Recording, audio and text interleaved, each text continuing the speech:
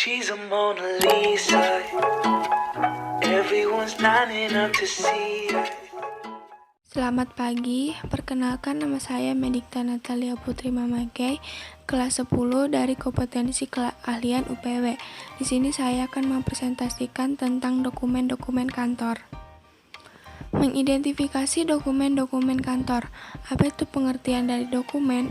Dokumen adalah surat-surat atau benda-benda yang berharga termasuk rekaman yang dapat dijadikan sebagai alat bukti untuk meyakinkan kepada orang lain.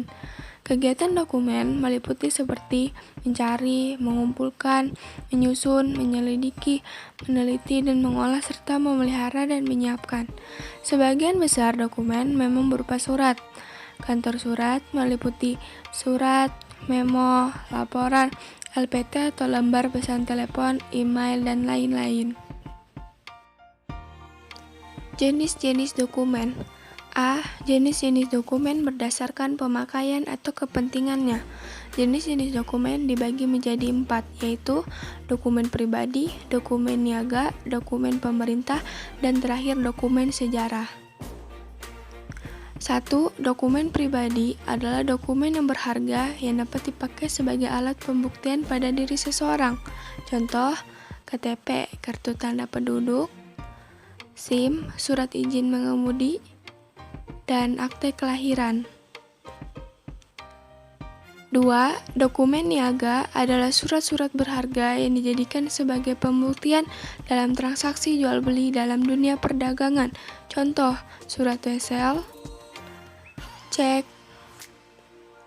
kwitansi, dan dokumen perdagangan lainnya.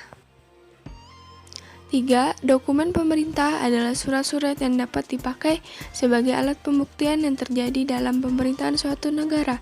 Contoh, UUD 1945 dan keputusan negara. 4. Dokumen sejarah adalah dokumen atau surat-surat yang berharga yang dapat digunakan sebagai peristiwa pada masa lalu. Contoh, naskah proklamasi dan naskah Sumpah Pemuda.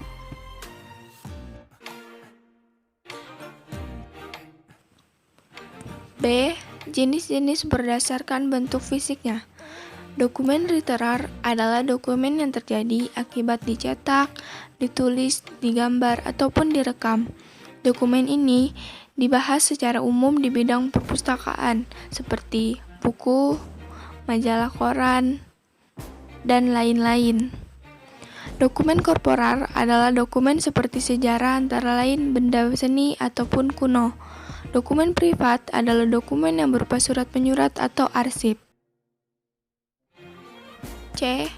Dokumen-dokumen ditinjau dari segi nilai dan kegunaannya. Nilai-nilai dibedakan menjadi 4 bagian, yaitu nilai penerangan, nilai perdagangan, nilai yuridis, dan nilai historis. Berikut penjelasannya. 1.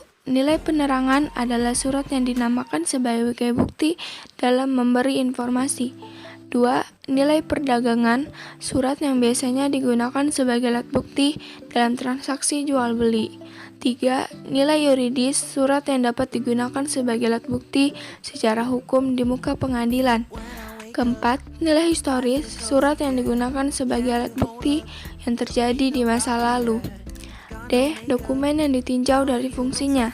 Dokumen dinamis dibagi menjadi 3 bagian, dokumen aktif, dokumen semi-aktif, dan dokumen inaktif. Dokumen dinamis adalah dokumen yang masih dapat dipakai secara langsung dalam proses penyelesaian pekerjaan, sedangkan dokumen statis adalah dokumen yang tidak bisa dipergunakan secara langsung. E. Ditinjau dari segi penelitian. Ditinjau dari segi penelitian dibedakan atas 3 jenis. Dokumen primer adalah dokumen yang berisi informasi penelitian langsung dari sumbernya. Contoh, paten penelitian, laporan, disertasi. 2. Dokumen sekunder adalah dokumen yang berisikan informasi mengenai literatur primer. Contoh, bibliografi. 3. Dokumen tertier adalah dokumen yang berisikan informasi mengenai literatur sekunder. Contoh, buku teks, buku panduan literatur, dan bibliografi dari bibliografi. Yang terakhir, ruang lingkup dokumentasi. A. Dokumentasi literer. Dokumentasi literer meliputi bidang perpustakaan. Dokumentasi ini merupakan kegiatan mengumpulkan buku, majalah, koran, brosur, dan bahan pustaka lainnya yang disusun menurut sistem. B. Dokumentasi korporir. Dokumentasi korporir meliputi bidang permuseuman. Dokumentasi ini merupakan kegiatan mencari, mengumpulkan tulisan-tulisan kuno, fosil-fosil, arca-arca, dan benda-benda kuno. C. Dokumentasi privat. Dokumentasi privat meliputi bidang kearsipan. Dokumentasi ini merupakan kegiatan mengumpulkan serkat-serkat, arsip-arsip, atau surat menyurat lainnya yang berupa dan berguna dan disimpan menurut sistem. Sekian dari saya, Medikta Natalia Putri Mamangke. Saya akan mengakhiri presentasi ini dengan mengucapkan sekian terima kasih dan selamat pagi.